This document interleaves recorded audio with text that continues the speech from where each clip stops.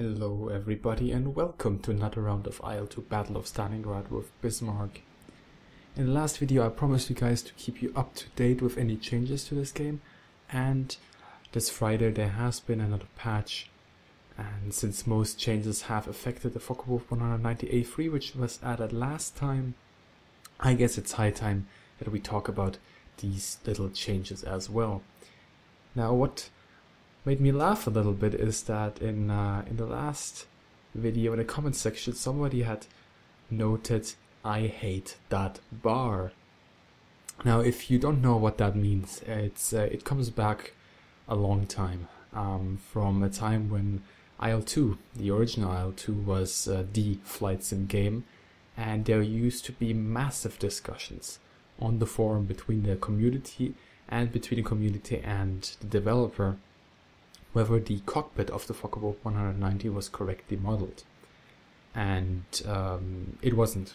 That's the short answer. It wasn't correctly modeled, and forward visibility was really bad. Now, when we talk about how the 190 cockpit had been modeled, we do have to admit that it wasn't too bad per se.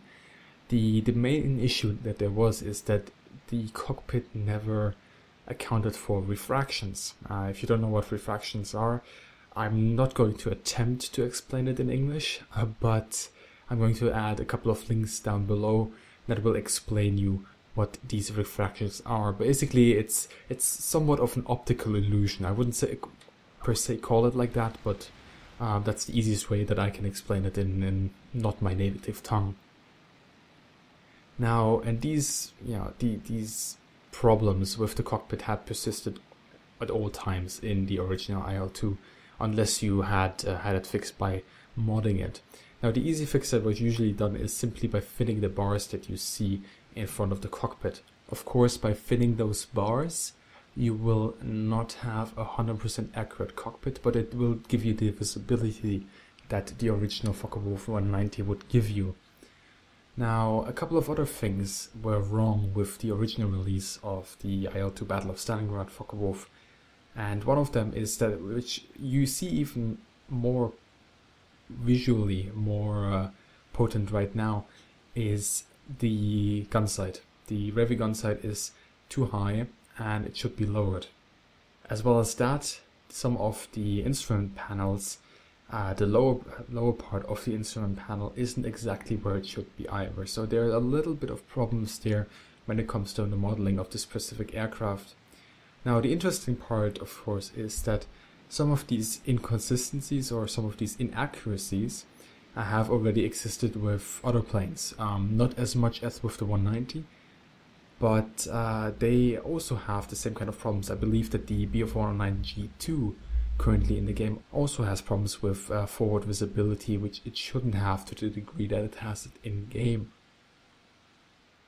However, the 190, that's simply the big topic, and I still remember the times when this discussion was also going in War Thunder.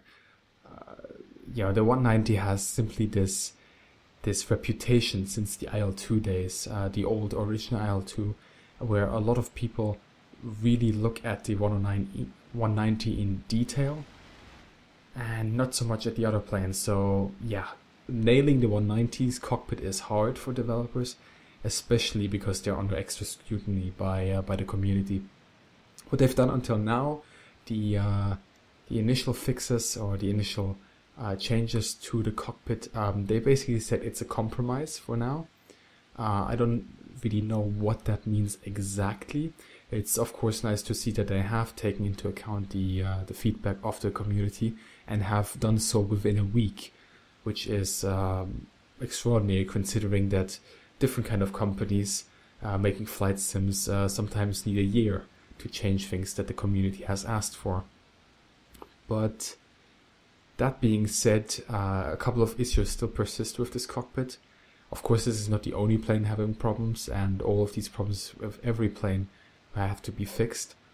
But the 190, of course, as I said, it has this special place where everybody looks at it in more detail and scrutinizes it to the extreme.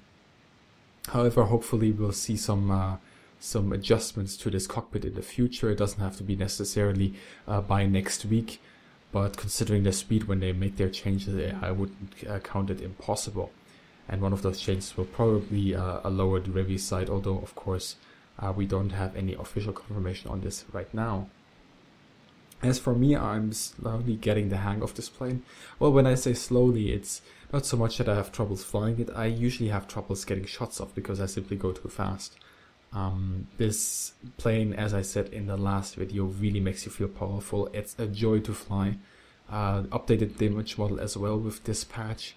So it really is fun to fly this thing and just plan your attack, get a couple of shots off and then pull out, and you really feel that speed. And it's amazing flying this aircraft. I gotta say that myself.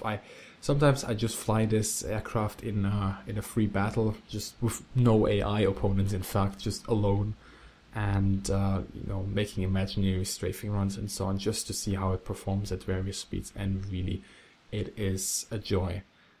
So I'm having a good time in IL2 Battle of Stalingrad at the moment, and what you see in the background at this point, if you're wondering, is me testing out the firepower. You have various kind of optional equipment you can place on the 190. You can load bombs, of course, but you can also load an additional 2 MGFFs in the wings. They're more or less positioned mid-wing on each side, and you have the option for 120 shots in total or 180. With this battle I went with the option of 180. And those 4 cannons really do pack a punch. Of course, the enemy has been carefully chosen. I'm fighting against P2s here. Those twin engine fighters, of course, can withstand some amounts of damage. And that's exactly what I want to test here as well. Just how much do I need to give them until they finally go crashing down. And I believe one of the attacks in the end will be quite spectacular. So you can enjoy that one as well. I'll put it up in more detail there because it really looks amazing. I couldn't stop looking at it, to be honest. And yeah, that's currently what's going on with IL2 Battle of Stalingrad. Of course, guys, if you have any kind of ideas or feedback on the 190, if you're flying IL2 Battle of Stalingrad yourself at the moment, tell me what you think about this plane, its introduction. Was it too early? How do you think these changes of the cockpit will affect the player base? And whether you find this an acceptable compromise as it is right now, or whether you want to see even more changes to the forward visibility of the 190. As well as that, I'm just going to post a couple of pictures right now. They have announced that Heinke 111 is coming.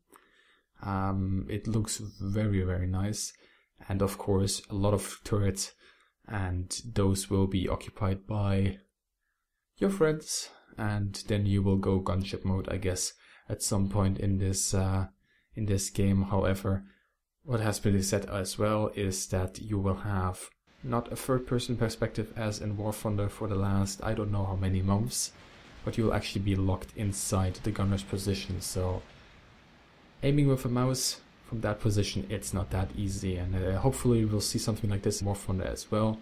But yes, guys, that is me for today. I hope you guys enjoyed this little update on IL2 Battle of Stalingrad. As I said, I will keep you guys more up to date with this title in the coming months. They bring out updates very regularly.